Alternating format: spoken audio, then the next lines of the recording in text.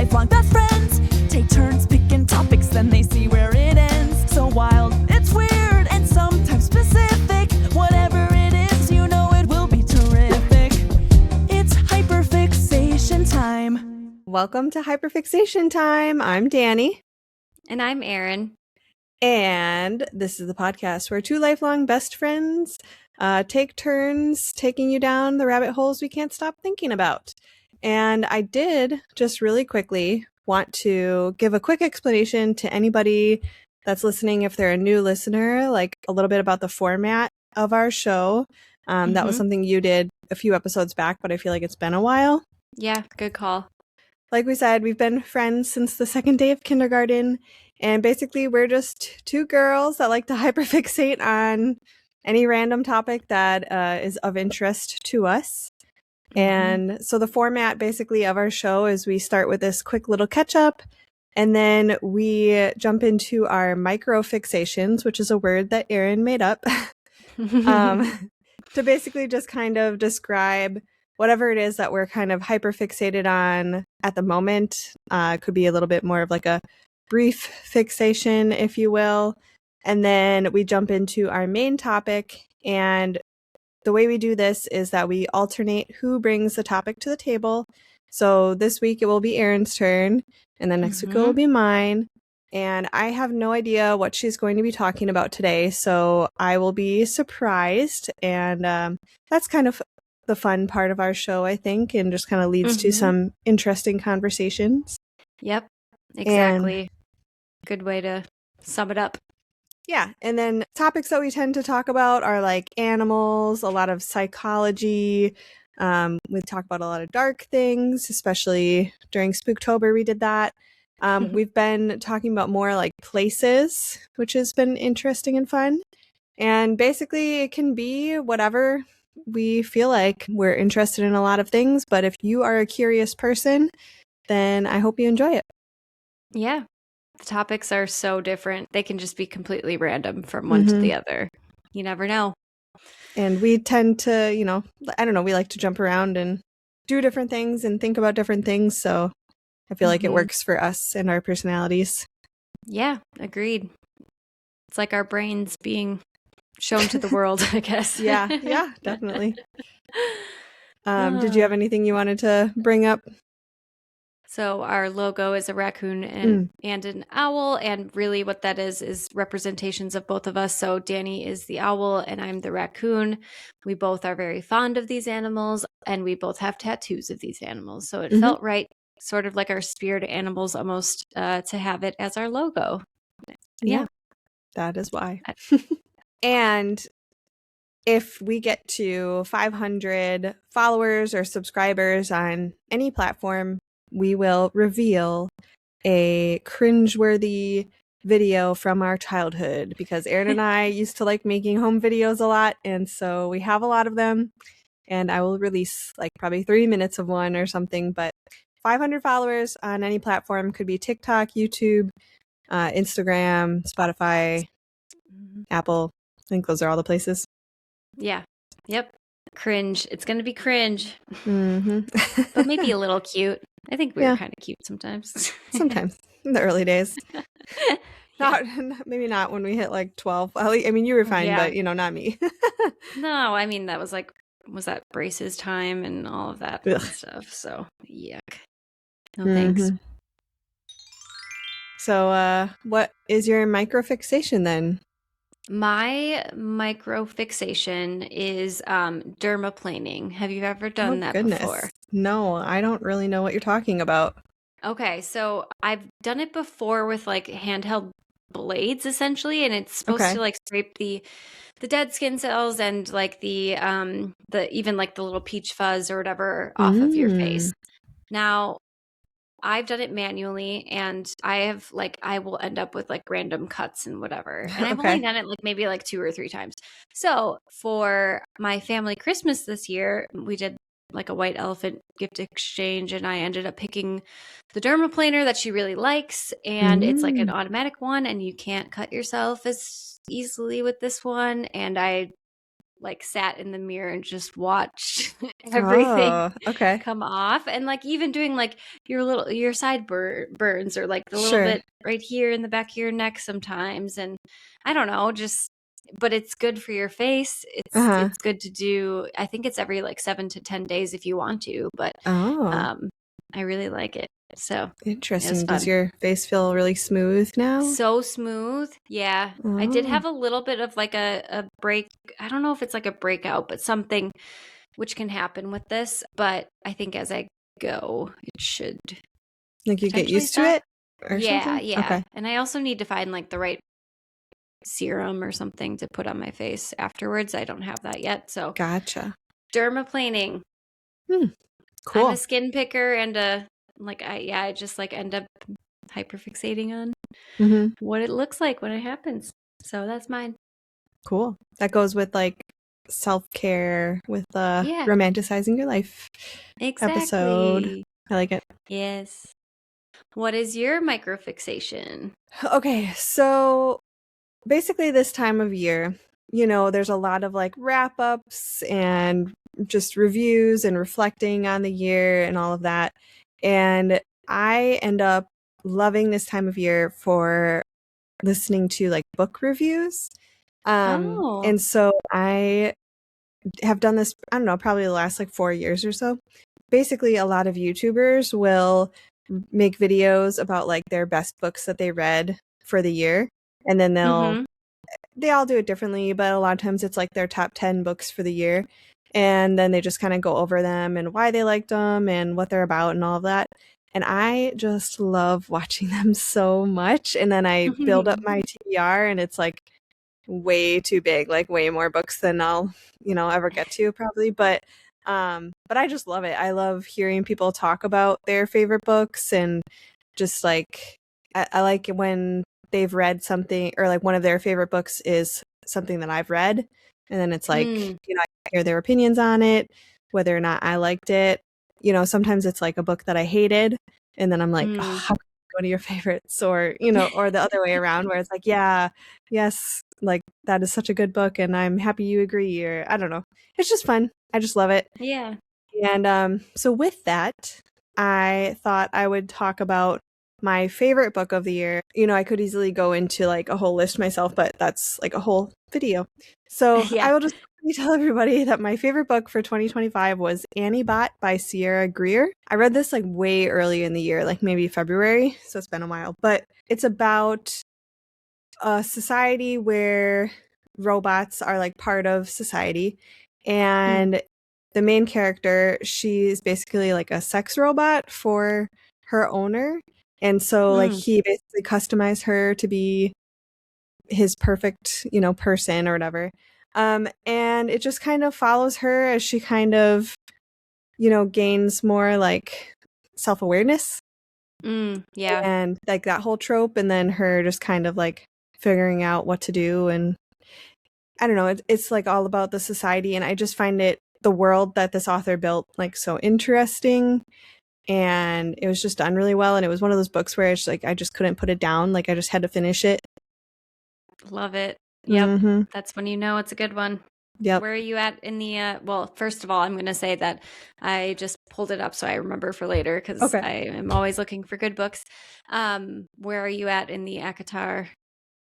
I'm still reading the last one. Okay. I forget what it's called, but that one's following a different character.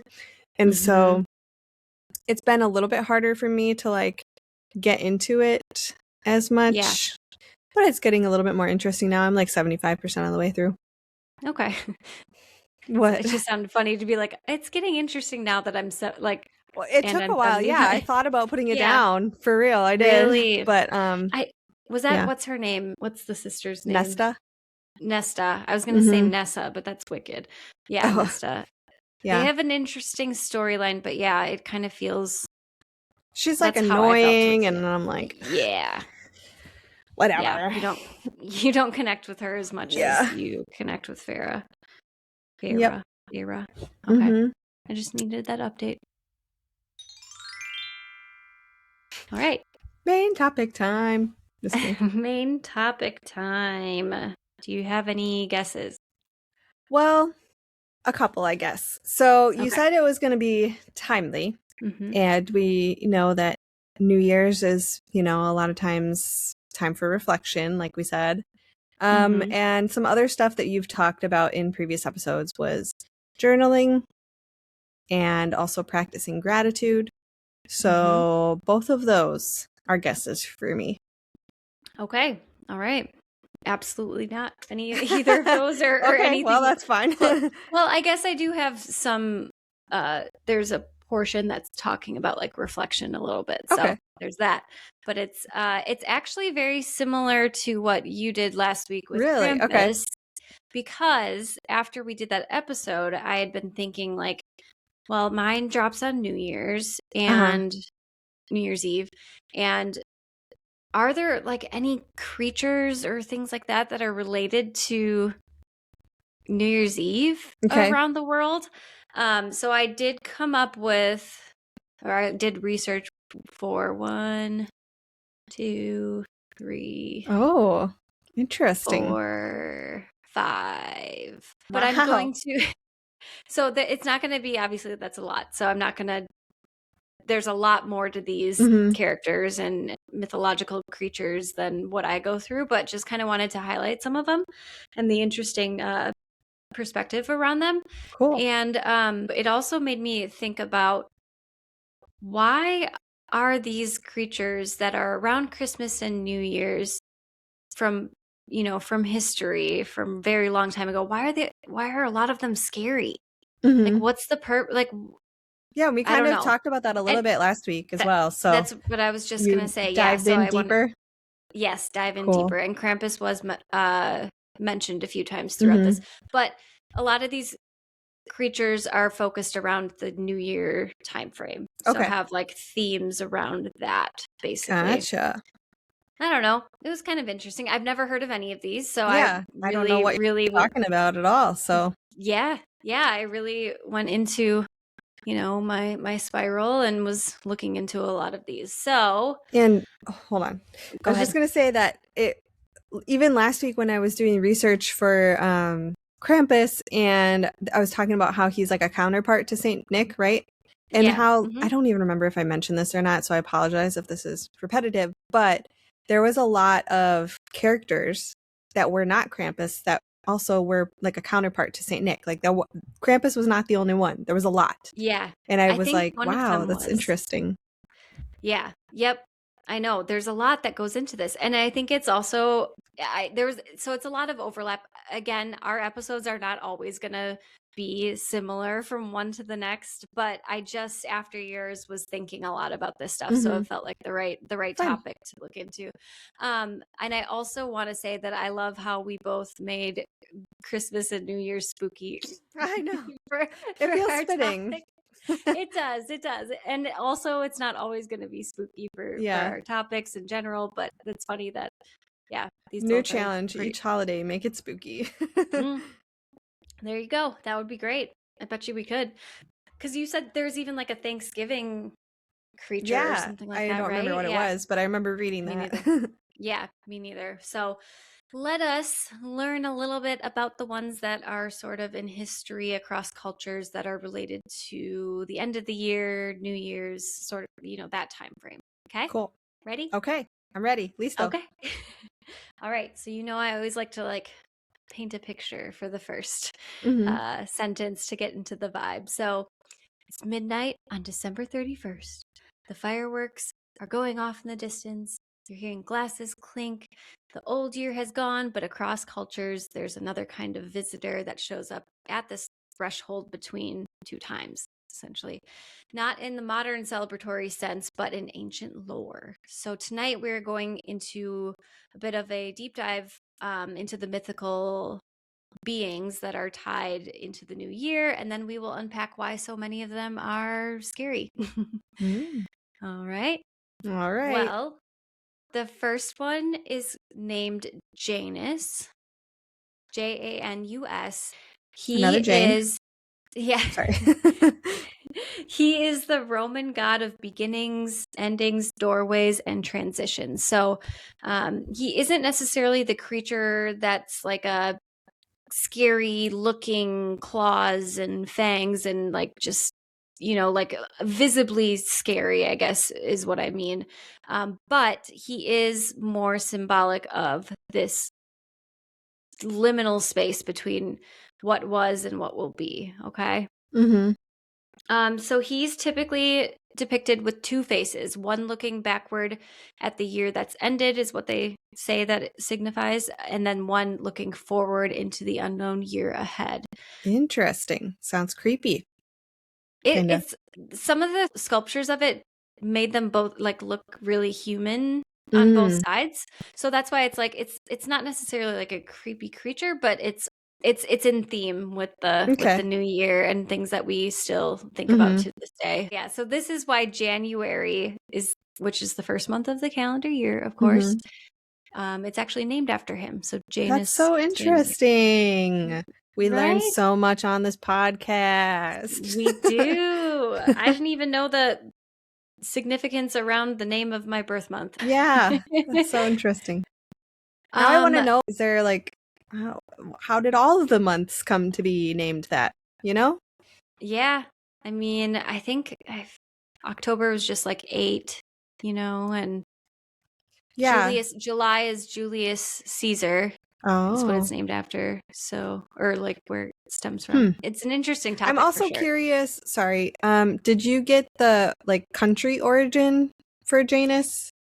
You said it was Roman? So Roman. Yep. The reason why I'm asking is because like in Spanish, January is enero, which is like not similar at all. So I'm just curious. How is that spelled?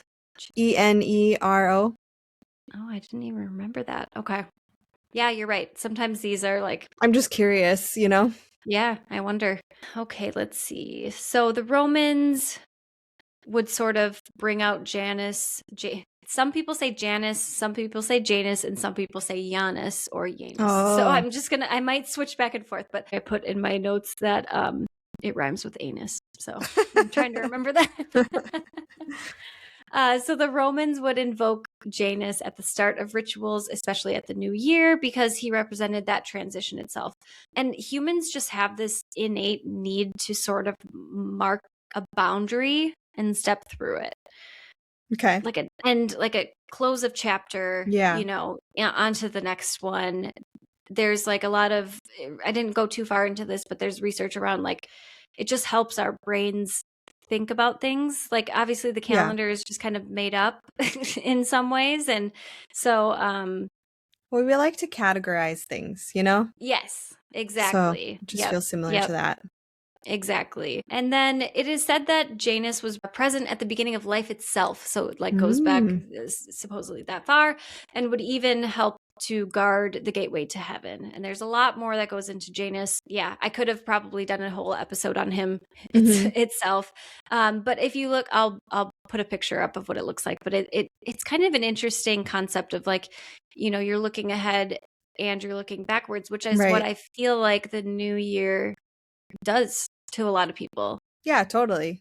You're reflecting on the last year and thinking about how you can impact your next year, Exactly. Yep. Like the resolutions that you make, but also the reflection, You're thinking about the year ahead, like you said. So Janus is not actively worshipped anymore, but his influence is sort of in themes throughout Western culture.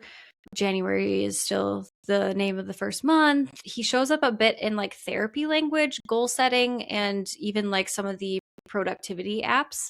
Which I found was kind of interesting. So he didn't necessarily like go away.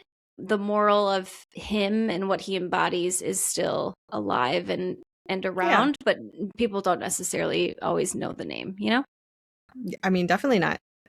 Yeah, exactly. I know a lot of these don't have like a continuation into modern culture. Some of them do, but not all of them do. So I don't know. Interesting. It is. So that's Janus, the first one.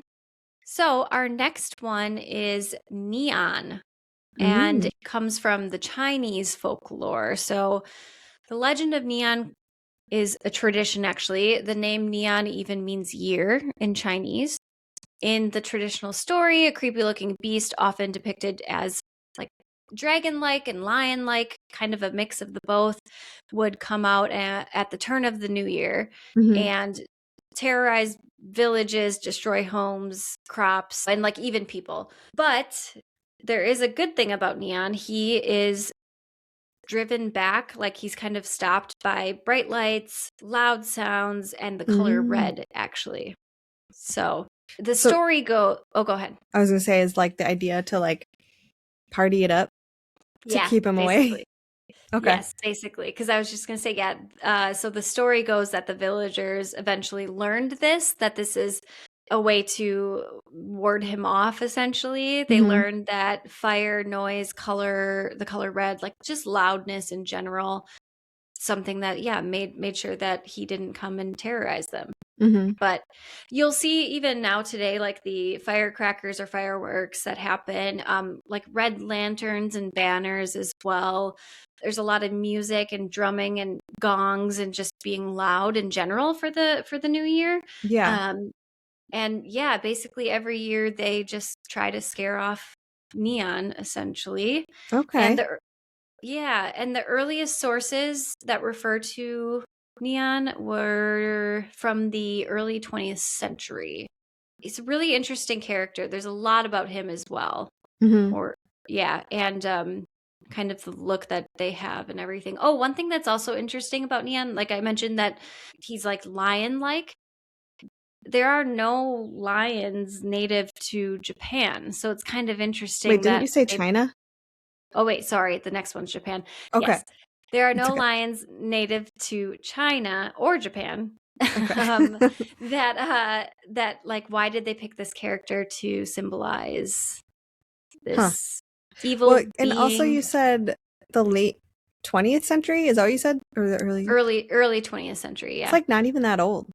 Yeah. Relative, you know? Yeah, exactly. Yeah. Interesting. There's a lot of like bits and pieces, I think, date back farther of this. Okay. But yeah, it's kind of new and it still is going on. So they still do these like loud celebrations for the Chinese New Year. And with the red, I don't know, I can like almost picture it. Yeah. And what I was wondering about it was like, the dragons that they get out for the Chinese New Year. Like, is that to ward Neon off as well, or? Yep, exactly. Okay. Yeah, I'm going to get into that a little bit. So it's still going on, like I said, in China. Children are still learning the story. And like I said, the firecrackers, the fireworks, the decorations are still said to be to scare away any like bad luck or it's not necessarily like going to rip up a village or something like that, but just like bad juju in general. But they don't usually use his name anymore. Like that's not as common as, even though they learned the story. I think it's just more of like a generalized, like I watched a video today on it that didn't have any like dialogue, but the story was the same, like what I was reading of this lion like creature and all of that. So I'm not sure if like Neon's like a household name, but I think the story itself is. Gotcha. Does that make sense? It does, yeah. Okay. So back to your thoughts about like the dragon and all of that. So lion dances are often symbolically put into place to replace Neon, so kind of canceling him out in general. Their theory on that is that if he's like a lion-like creature, the townspeople at the time were going to have their own lion-like creature to ward off Neon as well. And I watched a video of a lion dance, and it's kind of like they're squaring off with each other.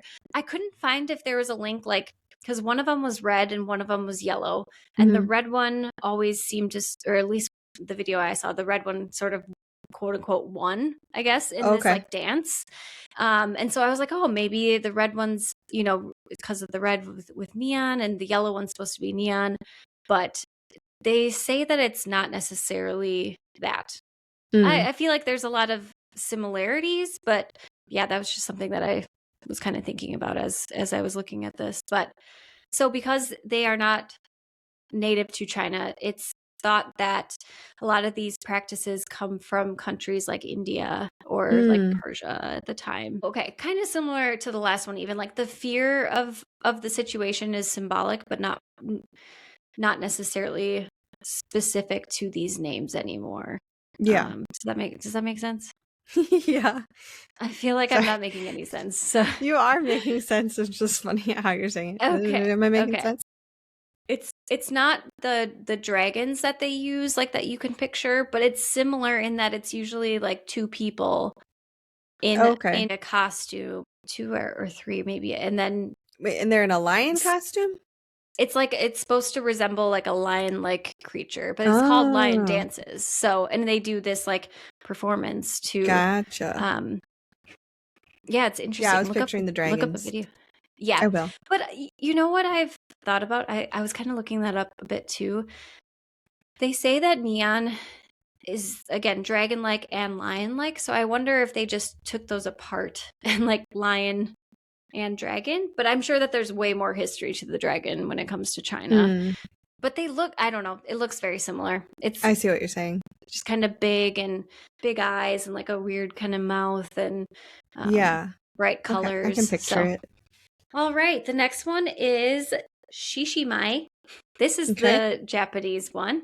Cool. And this is also a lion dance. So every year on the 2nd and 3rd of January, and then also the 11th and 15th, there's this tradition for these performers to wear a lion costume and dance to drive away evil spirits and invite the fortune to come for the upcoming year, basically. So it's very similar to the China thing. They just don't have like a main character, I guess. Okay. You know, it's just like a practice.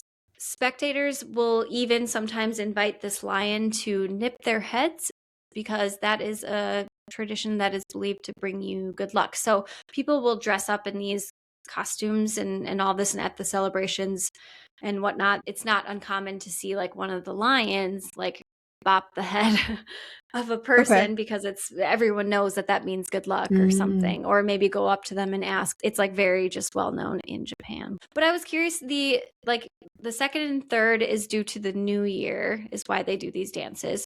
The 11th and 15th, like what's the significance of those dates? Because it feels kind of random. All I could find was that the 11th was said to be when the markets of like the town that created the Shishimai, that lion dance, it was when those markets began to sell salt for the first time. So it was like a big thing at the time. And then later on, it also became a day associated with candy. So it was kind of, those are important to the history, but people aren't 100% sure, you know? Yeah, I mean, it does kind of go back to like the stuff we were talking about last week too, where it's just like the traditions can vary. And like we were talking about St. Nick, like I don't really know why that happens on December 5th or 6th. You know what I mean? But that's what we do. We can only speculate. You know? Yeah, we can only speculate and see what the history tells us as much as we can. I just thought that was interesting. Like, oh, selling salt. Yeah. We're gonna dance about it, which back in the day was a big deal, obviously. So again, let's practice gratitude. I can just go right on over to my kitchen and grab some salt. I don't know. Yeah, exactly. Take it for granted a little bit, at least I do. So this lion costume monster sort of things is not necessarily frightening. Like it's not supposed to be scary, but it stands for more of like the guardian, the strength, the bravery. And the Shishimai dance traditions are said to date to around like 1680, at least when it was first sort of recorded, said. But anyway, not threatening. It's just to ward off the threat, bring good luck, bring peace. Very similar to the neon tradition as well, for China. And it is still very present in Japan. So they still do New Year's performances in shrines and festivals and schools and get-togethers and things like that. The head biting for luck tradition is still a thing too. And, you know, offering that good fortune. So the underlying idea hasn't necessarily changed. And it's just kind of like evolved. I think a lot of these just like have evolved into being a little less specific. Like people I can see that. know of, you know what I mean? Like know of them, but for not necessarily like the origin story. Yes, yeah, exactly. And The yeah, origin same story. thing with what we were saying with Saint Nick, Exactly. Yep, exactly. or even all the different types of traditions that have evolved from Krampus, and Right. it differs in different areas a little bit, but it's all Exactly. kind of the same idea. Yeah. Yep. Have the same themes and whatnot. From where they began from. Yeah, their origin story. Okay. The next one is the Mary Lwyd. Lwyd? Yeah, Mary Lwyd. Okay. So it's a Welsh tradition for the new year. It's a grey mare is what they call it, the Welsh grey mare as well. It's a horse's head, or a skeletal version of a horse's head. And they decorate it, ribbons, bells. I saw one video of like smoke coming out of its like nostril area or nose area. Okay. And they kind of put it on like a stick and then drape a white sheet over the person, and then there's another person to sort of make the horse shape. Is at least I from what can I could picture what tell. you're saying. Okay. Yeah, like so the skull is the main thing, but they it's to represent the horse, obviously, and so there's usually two people that are embodying that. It's traditionally seen when what's called wassailing. Have you ever heard of wassailing before? No, I Okay. haven't. Okay. Wassailing is a word for honestly drinking a lot of alcohol and enjoying oneself with others in a noisy, lively way. So it's like it's related to the holidays. Like there's a song called like "Here We Go a Wassailing," and it's kind of like Christmas caroling, but with warm booze or something like that. Okay. I actually make something that's called wassail for Christmas and okay. every year, and it's like a warm drink that Interesting. non-alcoholic, but it's really good. So what is it then? It is apple cider, orange juice, pineapple juice, cinnamon, a couple of spices and things like that. I put a couple of like apples and orange slices in there. Yum. I think that's most of it, but it's very good. It's like, in this time of year, just having like that warm drink, because I just make it in a crock pot, so then it just stays warm every time. You just kind of scoop it out. I discovered it a few years ago, but now it's become sort of my tradition. I was actually going to ask you at the beginning of the podcast, but this feels like a good place to tangent it in, which was, I was curious if you have any like holiday cookies or treats that you make, like if you do a lot of baking, or if you have any traditions that you do, because that's what I've been doing for the last couple of days, is baking. Have you? Okay. Well, I'm excited to hear about it, but not really. My mom would always bake the cookies and whatnot, and then we decorate them like growing up. This year I did make her recipe for the Christmas cookies and the frosting to hopefully make and decorate tomorrow. So but that's like the first time in a really long time. We have other things, like there's like a Chex Mix seasoning. Yeah, that's a common one for a lot of people, I feel. Yeah. I also do like the oyster crackers that kind of have like dill and ranch seasoning on it, basically. It makes sense that you make the salty treats. Yeah, exactly. Yep. So I do that. Funny. But this year I'm going to try the cookies. But yeah, so you do a lot of that? Yeah, this year I got a little out of hand. Let's see. I made some like chocolate covered pretzel things. I made like the Oreo cake balls. Do you know what I'm talking about? And then you like dip them in chocolate. Oh my God, they're so good. And every time that I make them, people are like, you need to send me the recipe. Really? They're so good. And I started making them because one of my aunts used to make them. And then I was like, I need to make those. You need to send me the recipe. Okay, they're super easy. And then I love peanut butter blossoms, those like peanut butter cookies with the Hershey's Kiss. Those are one of my faves.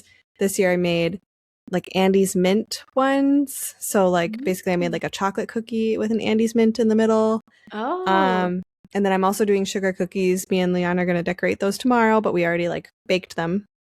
Okay. And then we're making gingerbread men too. Ooh, oh my gosh. See, I'm just not like a too much of a sweets person, so that's why. Yeah, like you said, I plan on giving them out, all that. So yeah, that's true. I could do that, I guess. But I have maybe a hot take. I'm not sure. It's okay. My opinion is that mint flavored things and chocolate flavored things should not go together. Really? I like it, but I understand. A lot of people do. Yeah.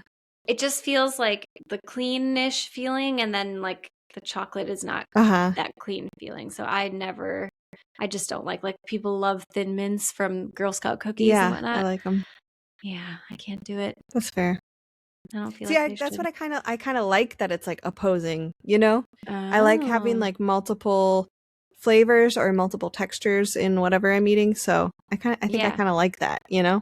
Like the contrast. The interest. The contrast, the interest. Yeah. Yeah. But I understand your opinion. I'm not mad at you for it. Okay. Well, thanks. And I'm not mad at you for liking them. Okay. All right. So the next one. Oh, wait, no, not the next one. We're still talking about the Mary Lwyd. I'm so sorry. That was a big tangent there. No, that's okay. That's what we do. I like when we go on those. So, but yeah, the horse's skull mounted on a pole, carried by somebody, usually two people under a sheet, and it makes the shape of that horse body. The jaw will also often move too. It's just kind of spooky looking. I mean, it's a skull, and they just go to house singing carols. They usually have like an entourage kind of people just dressed normally, or maybe dressed in like festive clothes. But the main character for this one is the Mary Lwyd. This was first recorded in history around 1800, and again, it's in Wales, so this is a Welsh tradition. And then so when they visit the houses, they also engage in something called punco, which is a duel between the Mary Lwyd and the people in the household that they approach. That is like a duel in rhyming and poetry, and just sometimes like general comedy and like wittiness. I would hate that. Me too. I'm like, go away. I'm not answering the door. But here's the thing. You could probably tap out early into it, because if you cannot outsing or outrhyme or, outdo the Mary Lwyd, then you must welcome them in. And she's like actually an omen for good luck. Like she brings warmth and music. So you want to lose to her. So okay, gotcha. That could be our method. We can just, I'll do one verse and that's all I got. Oh, you win. Oh, come in. Because they like to, see, you can rhyme. You got it. Yeah, exactly. Oh wait, did I just rhyme? Yeah. Oh, yeah. Okay. Oh, you win. You come in. There you go. Then they keep going, and then I'd be like, "Dang it! I didn't mean to rhyme." Okay.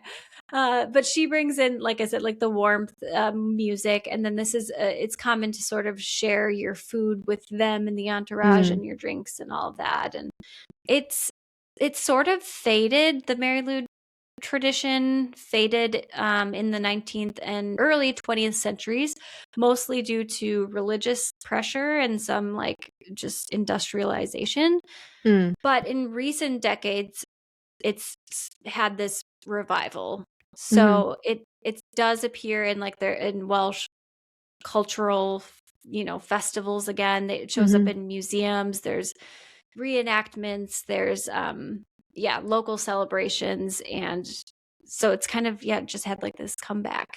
And so what I thought was interesting about the Mary Lwyd is that it's creepy looking, but is actually a good thing, Yeah.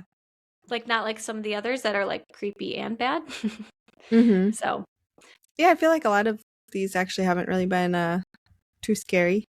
Yeah, the next one's a little scary. Next one's scary. Yeah. But we touched on like we talked about, we touched on themes of this with Krampus, of like sort of the space between being like enjoying being unsettled on purpose, like, why do we as humans like kind of the creepy, but at least this one brings good things with it. It also is like related to hospitality in general for populations. So because you welcome them in and, share food and drinks and whatnot, it's related to that too. What I'm curious about is, how does this work? So there's like a whole gaggle of people following the Mary Lwyd? Mary Lwyd. Mary Lwyd? Yep.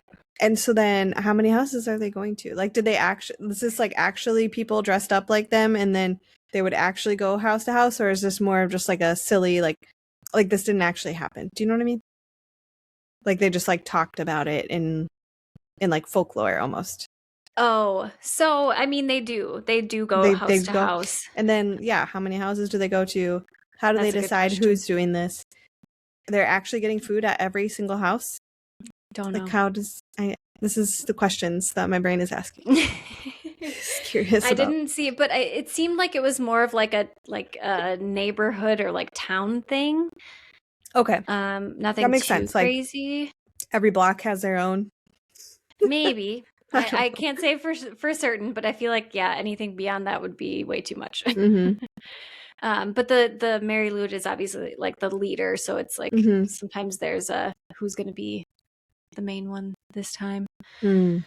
But then you have to be the one that, well, no, I think the people also help with like the rhyming and the, like the duel in that sense. But Yeah. either way, I'm not sure if I would want this one around me as much because of It like sounds the most fun. it is the most fun, but like yeah, I don't like people, so coming into my house and It's also fun. What was neon? It's also fun to just like party the night away, so yeah, that neon doesn't come. yep, exactly. Yeah, that's true. I think it's just like the fear of performance that Oh, I know. Especially when is you're put scary on to the me. spot. Like I would hate, that's what I'm saying. Like I would absolutely hate answering the door and then they're like, okay, Yeah. here, you make a rhyme better than mine, I'm picturing like the scene from Pitch Perfect where they have that like battle I in the empty hate that part. Like, I mean, What? no, sorry. It's an interesting part. I enjoy it for entertainment purposes, but what I'm saying is I don't want to be part of it. Oh yeah. Okay. That's So what I'm like it saying. gave you anxiety of like if you had to Yes. be I would in one never of be those able groups. to do one of those Oh, ever. same. Same, but it's impressive what they did. Yeah. Well, I mean, it Yeah. was acted, but if they did it in real life. You know what I Yeah. mean? Way to ruin the illusion. I'm so just sorry. kidding. I'm just kidding. No, you're right. Yeah, that's one of my like favorite parts of that movie. No, I just love I'm sorry if I misspoke. It's a good part. I'm saying I would hate being part of it. it stresses you out. Okay. Yeah, Mm-hmm. that's fair. So it just reminds me of that. That's where my brain went. Mm-hmm. Totally. Okay, so the next one is Frau Perchta. Okay. Perchta. Known in the Alpine regions of Germany and Austria, Frau Perchta is more creepy, like almost like a witch-looking thing who roams around during the 12 days of Christmas, which I actually just found out I think it's like Christmas and after, and I don't think I knew that before. I Like thought, Christmas is day one, you mean? yeah, I think. Because I thought for some reason it was like 12 days before Leading up Christmas. to it, yeah. Yeah. Well, I Yeah. feel like in pop culture, for sure, like that's how they kind of go about it. Like I'm picturing like, when you would watch your cable TV and ABC Family or whatever would have like the 12 days of Christmas. And then like leading Yeah. up to Christmas, they play, this movie on one day. And then the next day it's, a Christmas story. And the next day it's the Santa Claus. And you know what I mean? So I feel Yes. like stuff like that has really permeated and definitely, I don't know. That's a great call, honestly. That could definitely be it. I probably just assumed based on that because I remember that time frame because I just looked. Yeah, so it's December 25th through January 5th of the next year are the 12 days of Christmas. Yeah, good connection. I didn't even think about that. I just kind of made that up. It makes sense though, honestly. That's probably where like my connection to that was. And but then again, And like then, of course they're not going to do it Christmas Day to yeah. January 5th because they do want like a build up to Christmas. I feel like people to watch and like think of before like Christmas. Advent calendars too, Yeah. That's more than 12 days, but there's Yeah, just like always no. things counting up to Christmas. Yes. Yeah. Agreed. Anyway, in the Alpine regions of Germany and Austria, so yeah, so that period overlaps with the New Year, so it is sort of related to Christmas, obviously, with the 12 days, but with it continuing on, she's basically a spirit that rewards hard work with sometimes silver coins if you're good. But according to older tales, she also will punish laziness in horrible ways, such as slitting open bellies and stuffing them with straw. It's Slitting very open dramatic, ma'am. and stuffing them with straw if household chores haven't been done. Jeez. I know. So dramatic. It's like either you get one little silver coin or you You're getting stuffed. Yeah. She also it seemed to have a bit more of a connotation, or like a connection, I should say, to children and children lying specifically, or not doing chores and stuff. So, and there's like a part of this, the people that believe in, or maybe like still practice some of this with Frau Perchta, some people will leave out blessings or offerings to win her over, is the goal at that point. And she's also accompanied by Stragel. Okay. Which are, there's a really good picture that I'll put up on, like, to demonstrate this like look of her. She's very creepy looking, and then she's got these little like demon like creatures that accompany her. There's like shorter, they're like maybe faceless, sometimes they have faces, and they will sometimes be the ones to feast on the offerings that are left out for her, and sometimes she allows them to be the ones to carry out punishments, like tearing the children into pieces. Goodness.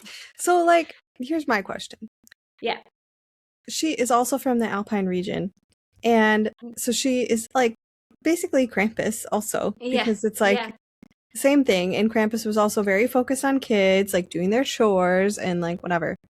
Okay, why did that region decide that they just need to like terrorize the kids? My goodness. I don't know. I don't know.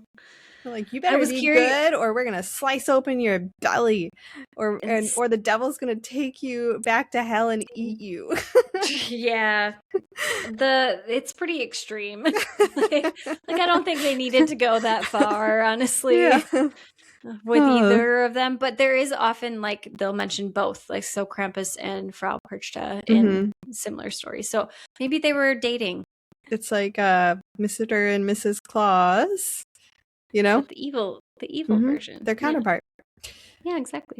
So Perchta, how's that spelled? Perchta. So when I was looking into Krampus, there was this other character that was called like Perchten, and it was Perchten.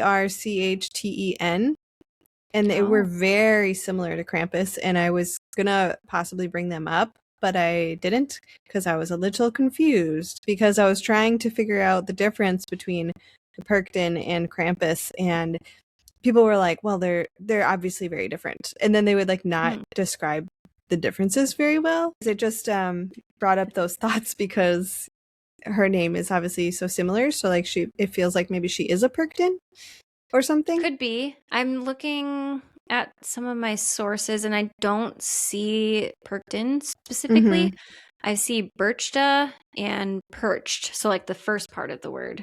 So maybe like some sort of connection, relation. Yeah, because I know that there's like a festival called Perchten Law Festivals. That's what I was going to talk about.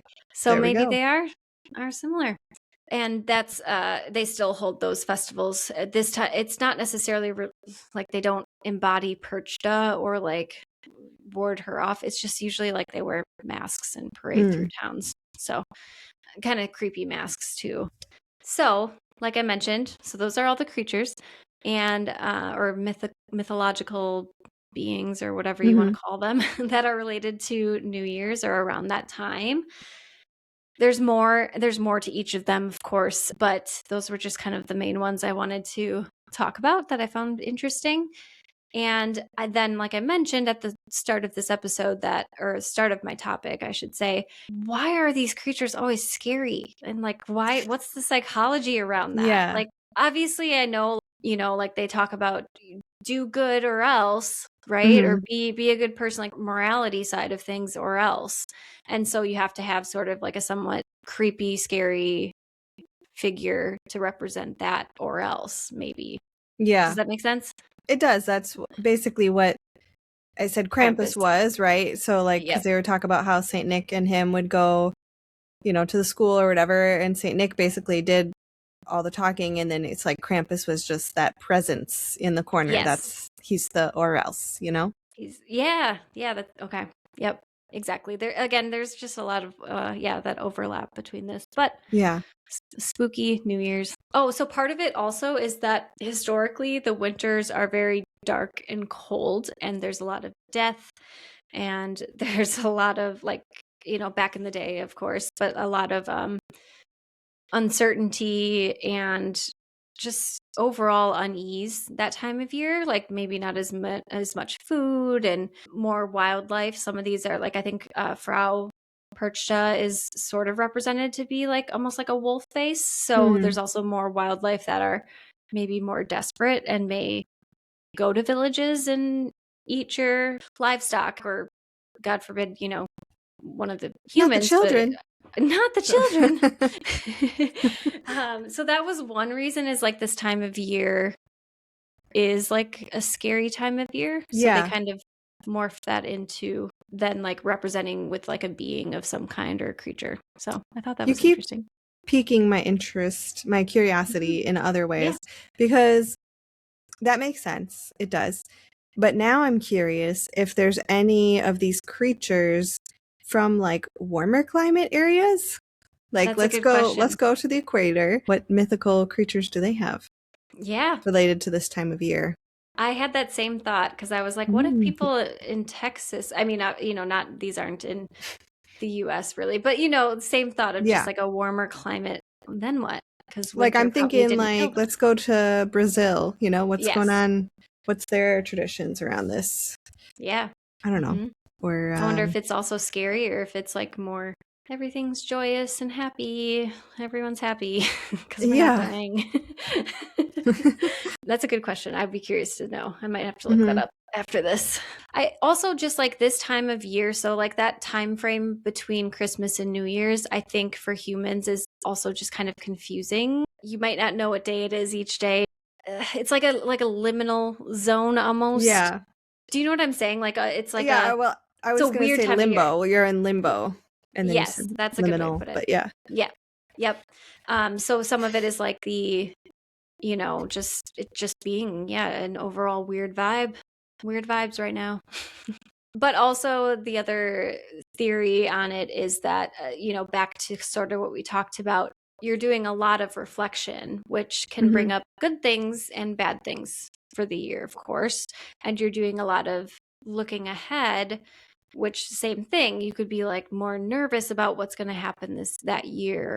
So not only is it like confusing in like a weird sort of time, stretch of time, but it's also just like that those feelings might bring up old anxieties or new anxieties, but also hopefully good things as well. And then of course, like we talked about, there are a lot of these are around that morality, like more moral reinforcement, like Frau Perchta, like be good, or Krampus, be good or else. That's, I think, typically these creatures sometimes will make a figure that is almost like our internal voices of just like scared and uncertain and stressed or something like that. Does that, I feel like. Does that make sense? Sorry, I just feel like I'm not making any sense. You are. Okay.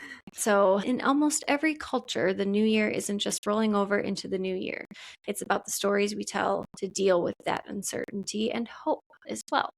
Whether it's a two-faced god overseeing transitions or a beast being driven off with red paper or red decorations and fireworks, these creatures inhabit the psychological edge between what we fear and what we yearn for. So when you hear fireworks this New Year's Eve, remember somewhere in folklore, a mythic beast is being scared off once again, and with it, a little bit of our fear and our hope is what comes next. I don't know. I thought that was interesting. It is. Yeah, so that's my topic. I don't know what to call this topic, like New Year's creatures and why they're scary. Good question. I know. New Year's folklore. Yeah, that's a good way to characters.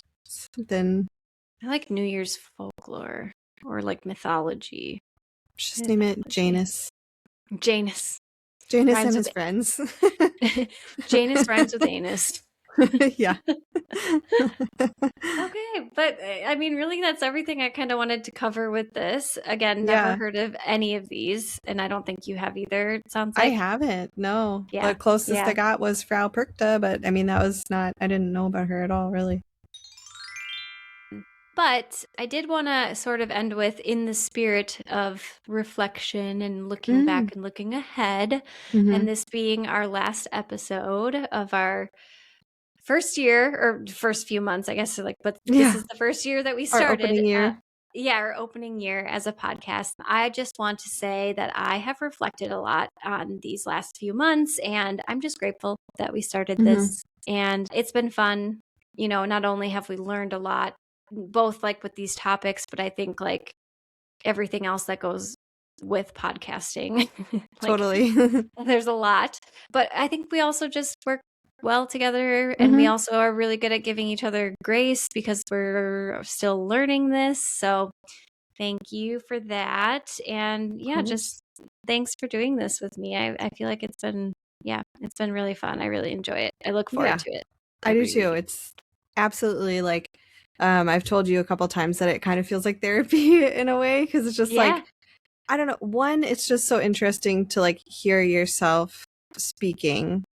And I have an issue where in my memories, I sound completely different than what I actually sound like. And so this has kind of built my confidence a lot, because I feel like, oh, I didn't sound like a raging bitch or something. Like, I don't know. Like, I ruminate a lot on my conversations that I have. And this has taught me that I tend to remember them in a really negative light against myself. And I should not do that. You know what I mean? Yeah. Like, so, me and Danny both will text each other like, oh, I feel like I sounded so stupid here. It's like, no, yeah. you didn't. Like literally will be like, what are you even no. talking about? I didn't even know that that was a thought that you Like, could have. Yeah. Or I'll be like, oh my God, I didn't make any sense, or I didn't even answer your question or something. And it's like, no, it sounded just fine. You know, Yeah. we Totally. just are both overthinkers. So we help each other hopefully a little bit on that. But I do reflect on that too, of just like, why do I feel so self-conscious about all these things? And so it's been helpful with that. It's been helpful with just like having something else to think about and focus on. And it's just really piqued my curiosity in a lot of way. And like, it's just been really fulfilling to learn all these things. And like I've said before, like both the topics that I choose and the ones that you teach me about, I really enjoyed your topic today. It's just like fun. And then this has also just like brought us so much closer to each other, like constantly texting each other. It's crazy. Yeah. I was going to say the last thing I had around this was, and if we want to go even deeper, thank you for coming back into my life. And I'm so glad that you have. Yeah. Same. It's hard for me to like be vulnerable, but I know, feel I feel Awkward. the same. Awkward turtle. Do you remember that? Yeah. Awkward turtle. God, that makes us look like such millennials. It's crazy. Yeah. That's really what was millennial like the of high us. five, and then you do jellyfish. Oh gosh. Instead of doing the high five, you know. I also remember like, oh God, what was it? There was a couple, but you like hold a balloon and you're like, what are you doing? You're like, I'm holding my awkward balloon. What? I don't know. Heard of that There's a few of them, but no, I appreciate everything that you've done for the pod. I feel like you said, we work really well together, and I have complete trust in you and your process. And it's just like, I don't know, it's just really cool to like work on something with somebody else and feel good about it. Yeah. And I agreed. I think, you know, if I could go back 1 year and talk to myself 1 year ago and just be like, hey, this time next year, you're going to have like a podcast that's on Spotify with Aaron. And I don't know, just you're going to have this many views on these TikToks or whatever. Like, it's cool. And I think I would be really surprised to hear that a year ago. 100%. But here we are. Yeah. And it's 100%. Cool how much you can accomplish in a year, you know? Yeah, exactly. I mean, it hasn't been a year of the podcast, but like just how much we can accomplish. Yeah. We've done 18 episodes this year, which is crazy. And just like the idea of like taking it from a simple conversation all the way to here, you know? Mm-hmm. Yeah, a lot of times it's like these kinds of situations are like all talk, and then like Mm-hmm. it's hard to execute. And obviously, like, we both have our own obligations, but we make time for this because we Mm-hmm. enjoy it and we enjoy hanging out together. So hopefully other people feel the same way. And I Mm-hmm. think 2026, there's going to be a lot more to come. I'm excited for the year. I think it'll be really cool to see where we end up. Me too. Yeah. And then we'll be listening to this one next year and being like, oh, we got so many more views on TikTok. I'm manifesting.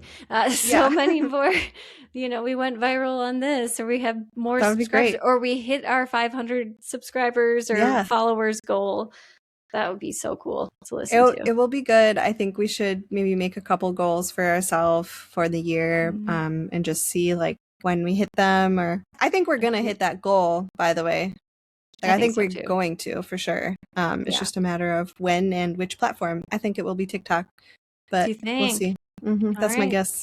I kind of know like how it goes with TikTok, and it's just like the more we put out, like, we're gonna continue to get followers on stuff that we posted months ago, like even like the Enneagram TikToks and stuff. Like, there's one of them that's up to like 4,500 views now, and we still just like get random likes on it, and it's like that's just kind of how it goes. Like, TikTok doesn't stop showing something necessarily because it's old, and so that's why it's like wonderful. So the more we post on there, the more it's just gonna keep going, and it's just gonna snowball. Yeah. Yep. Oh, I can't wait. And thank you so much for doing all of that Of course. social media work. I really appreciate it. I feel like we've got a good like balance between things that we work on for this podcast. Yeah. Okay. It does. And it's just going to keep getting better too, like as I get better at editing and all of that, quicker. Hope people are enjoying it. Let us know in the comments below. I don't know, what's your goal for the new year, or what's something that you're really proud of from 2025? And let us know if you've heard of any of these creatures that Erin talked about today, or if you get haunted by one or visited by one. I don't know. Erin's better at the closers. No, you're good. That was good. But yeah, join us next time. My clue. So it was interesting today. You kind of brought us around the world a little bit with your different creatures. I was also planning on bringing us around the world a little bit next week. And that is all I will say. Okay. That could be a million things. But gotta be vague. But I'm looking forward to it. So cool. All right. Well, we'll see you next week then. Happy New Year, everybody. Happy New Year, everyone. Thanks for listening. Until then, embrace the spiral, stay curious, and we'll see you next time. Bye. Bye. Erin and Danny, two lifelong best friends, take turns picking topics, then they see